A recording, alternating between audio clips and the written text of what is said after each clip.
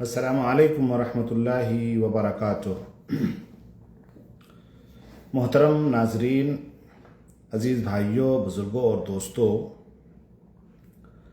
अल्लाह के रसूल सल्लल्लाहु अलैहि वसल्लम की एक हदीस मैं आपके सामने आज पेश करूँगा और इस पर इंशाअल्लाह सिलसिलेवार गुफ्तगू की जाएगी।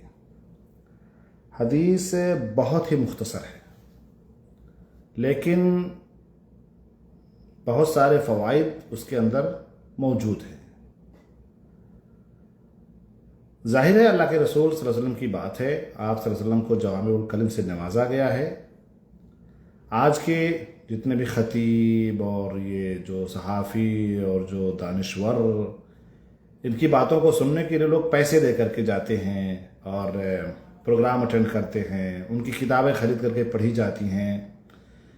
लेकिन मैं समझता हूँ जो हिकमतें कुरान और हदीस के अंदर मौजूद है वो कहीं नहीं है और इस बात से किसी मोमिन को इनकार नहीं है। मैं बात कर रहा हूं गुस्से की, नाराजगी। एक शख्स अल्लाह के रसूल सल्लल्लाहु अलैहि वसल्लम के पास आया और उसने कहा कि औसिनी या रसूल अल्लाह, अल्लाह के रसूल मुझे वसीयत कीजिए, मुझे कुछ नसीहत कीजिए, मुझे कुछ अच्छी बातें बतलाएं जिसके ऊपर हम अमल करें और हमारी ज़िंदगी बिल्कुल खुशगवार गुजरे।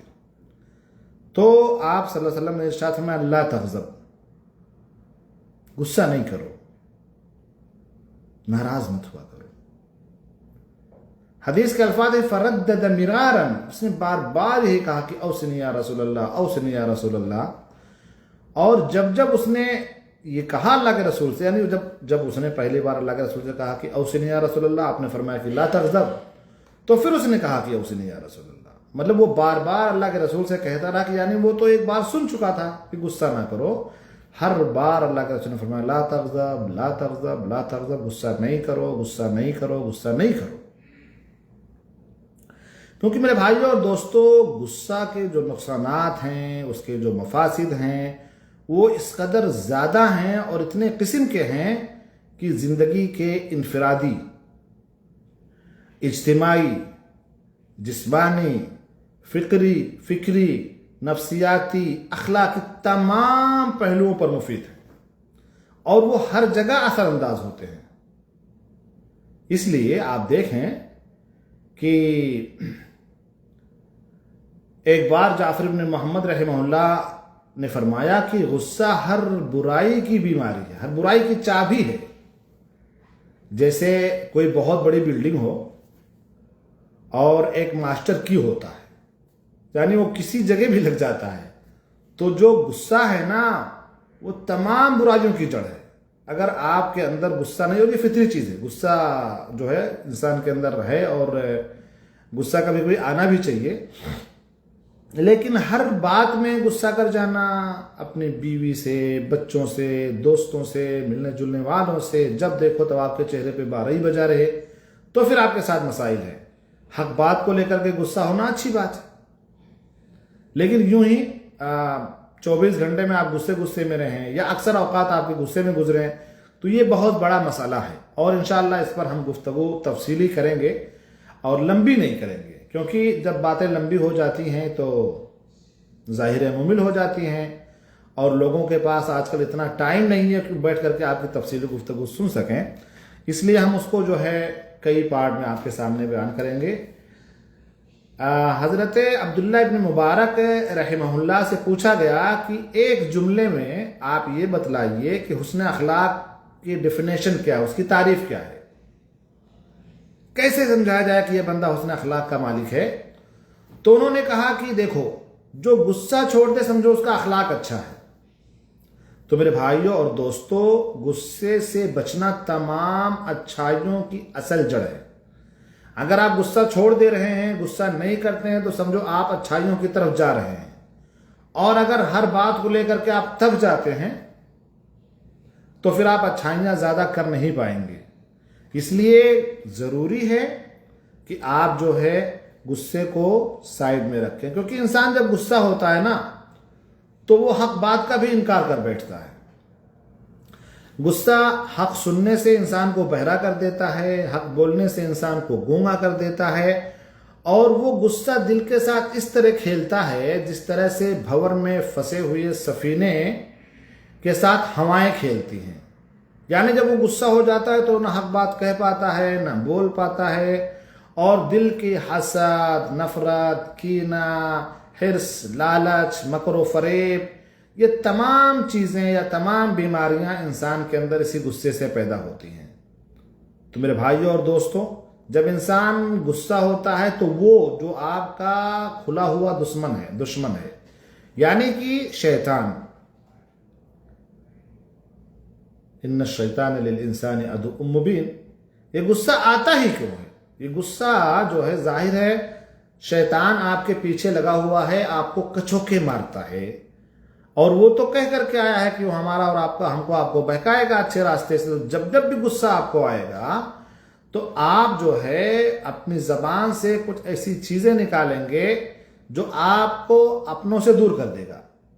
آپ دیکھیں کہ ذرا سی بات پہ دوستوں کے مابین جب انسان غصہ کرتا ہے تو اپنے دوست کھو بیٹھتا ہے. ماں باپ کے ساتھ بیٹھا ہوا ہوتا ہے، غصے کو برداشت نہیں کر پاتا ہے تو ان کی شان میں گستاخی کر بیٹھتا ہے. استاد اور شاگرد کے بیچ میں ذرا سے غصے میں دیکھو مار پیٹ ہو جاتی ہے، اور انتظامیہ اور بچوں کے بیچ میں ذرا سے غصے میں جب انتظامیہ کنٹرول نہیں کرتی ہے تو بچوں کا اخراج کر دیتی ہے. ذرا سا غصہ کیا آیا کہ موسیٰ علیہ السلام نے اس کو مارا تو اس کا کام ہی تمام ہو گیا. تو غصہ ہے خطرناک چیز، اور یہ شیطان کی طرف سے ہے. اسی لیے آپ دیکھیں کہ جب کہا گیا کہ انسان جب غصہ کرے اور جب وہ کھڑا ہو تو بیٹھ جائے، بیٹھا ہو تو لیٹ جائے، وضو بنا لے، نہا لے، تاکہ وہ غصہ شانت ہو جائے. تو میرے بھائیوں اور دوستوں، ہمیں اور آپ کو اس جانب دھیان دینے کی ضرورت ہے کہ اپنی زندگی میں ہم اس نسخے پر عمل کریں. کوشش کریں کہ زیادہ سے زیادہ ہم ریلیکس رہیں، زیادہ سے زیادہ نرم باتیں کریں، کسی ایسی بات کی طرف ہماری گفتگو نہ جائے جو ہمیں اور آپ کو آپس میں گچھم گچھا کر دے، لڑنے لگے.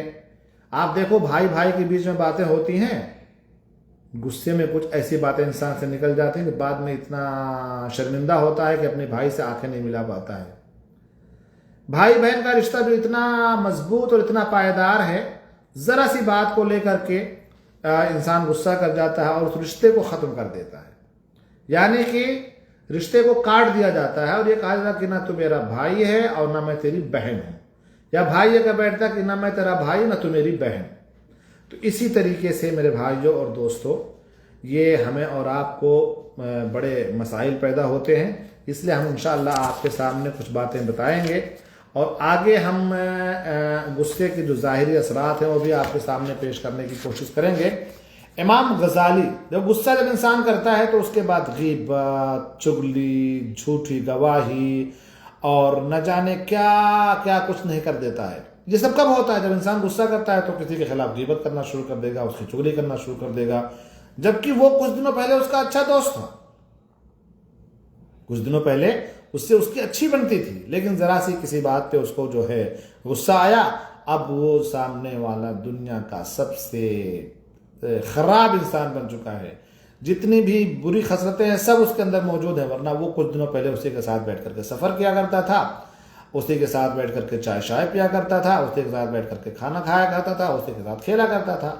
کس چیز نے آپ کو اس پر ابھارا؟ کیونکہ آپ خفا ہو گئے، شیطان آپ کے پیچھے لگ گیا، اور شیطان تو ہے، ان شیطان للانسان یجری مجری الدم، ان شیطان للانسان عدو مبین. تو جب اس کو موقع ملا، اور موقع کب ملا؟ جب آپ غصہ کر گئے. تو جب آپ غصہ کر گئے تو پھر وہ آپ کو کچوکے لگاتا رہا. امام غزالی رحمۃ اللہ علیہ فرماتے ہیں، انہی کی بات کو ختم کر کے انشاءاللہ میں اپنی بات کو ختم کروں گا. کہتے ہیں اللہ تعالیٰ نے غصے کو آگ سے پیدا کیا ہے، پھر اس کو انسان کی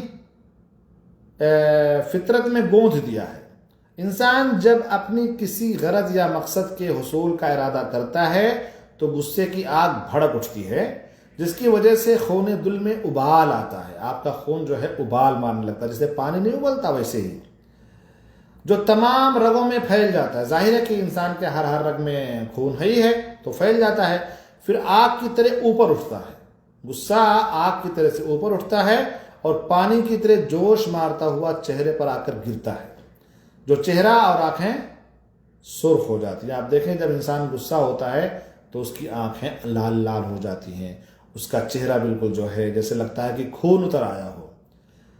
تو اگر خاص طور سے اگر کوئی گورا چٹا ہے تو ظاہر ہے کہ اس کے چہرے پہ بالکل خون سا اتر آتا ہے. جب غصے کی آگ بھڑک اٹھتی ہے تو آدمی ہر نصیحت کو سننے سے بہرا ہو جاتا ہے، بلکہ اس کا غصہ مزید بھڑک اٹھتا ہے اگر وہ اپنی عقل کی روشنی حاصل بھی کرنا چاہے تو ناکام رہتا ہے، کیونکہ اب وہ جو سوچنے سمجھنے کی صلاحیت تھی وہ ختم ہو چکی ہے. کیونکہ اب آپ کے اندر غصہ بھڑک اٹھا ہے اور غصے کی دھوئیں نے اور اس کی ابال نے آپ کو چاروں طرف سے گھیر رکھا ہے، جکڑ رکھا ہے، اور آپ کے اندر سوچنے سمجھنے کی ساری صلاحیتیں مفقود ہو گئی ہیں. بلکہ بسا اوقات یہ آگ اتنی بے قابو ہو جاتی ہے کہ دل کو زندگی بخشنے والی رطوبت کو ختم کر دیتی ہے اور انسان غصے کی حالت میں مر جاتا ہے. آگے ہم آپ کو بتائیں گے، ایک ریسرچ بتائیں گے انشاءاللہ کہ یہ جو دل کے امراض ہوتے ہیں، جو ہارٹ اٹیک ہوتے ہیں، اکثر ان لوگوں کو ہوتے ہیں جو زیادہ غصہ کرتے ہیں. تو غصے کی وقت دل کی یہ حالت ہوتی ہے، وہ سفینہ جو سمندر کی گہرائیوں میں طوفان کے گھیرے میں آ جاتا ہے، اس کو سلامتی کی امید غصے سے بھڑکے ہوئے دل سے زیادہ ہوتی ہے. کیونکہ جہاز میں ایسے لوگ موجود ہوتے ہیں جو اس کو رواں کرنے اور قابو کرنے کی تدبیر کر سکتے ہیں، لیکن دل تو وہ سفینہ ہے کہ اگر اس کو غصہ اندھا اور بہرا کر دے تو اس کے پاس کوئی چارے کار نہیں، کوئی دوسرا ہے ہی نہیں.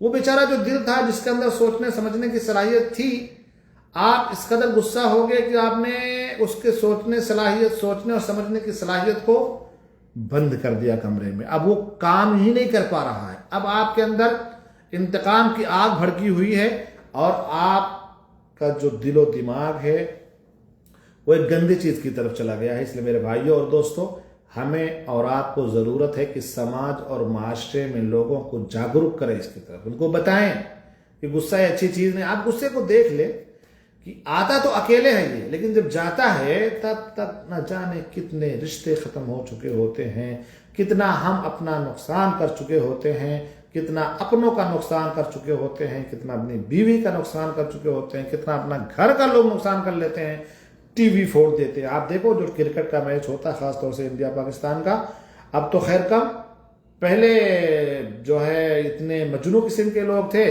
کہ ٹی وی کو گولی مار دیا کرتے تھے. اب آپ بتاؤ کہ وہ چیز جس کی کوئی غلطی نہیں ہے، آپ نے اس کو شوٹ کر دیا.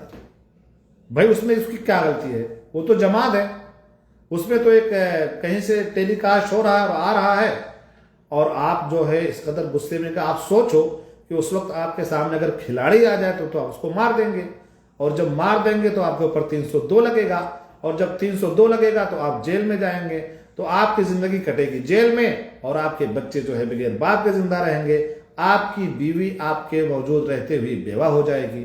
تو میرے بھائیوں اور دوستوں، اس پر غور کریں اور اس کو سوچیں اور اس کو اپنے خطبوں میں بیان کریں، اور خاص طور سے سب سے پہلے اپنے اوپر جو ہے عمل کرنے کی کوشش کریں، سے عملی جامہ پہنے. اللہ تعالیٰ سے دعا کہ اللہ تبارک و تعالیٰ ہم سب کی حفاظت فرمائے اور ہمیں ہمیشہ سنجیدہ رہنے کی توفیق عطا فرمائے.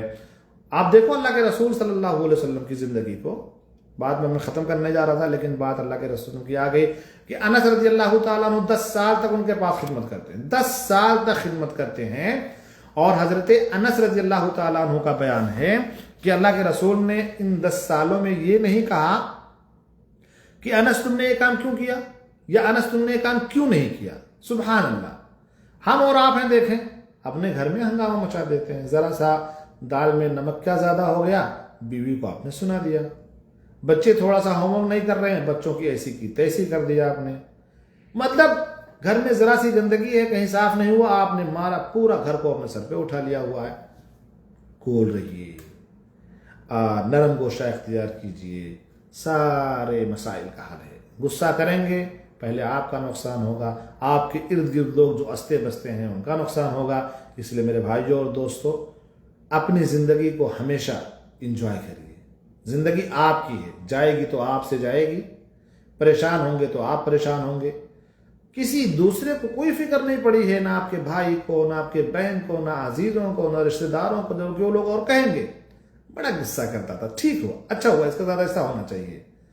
تو رشتے آپ کے ختم ہو جائیں گے اور آپ اس بھرے میدان میں بھری دنیا میں اکیلے کھڑے رہ جائیں گے.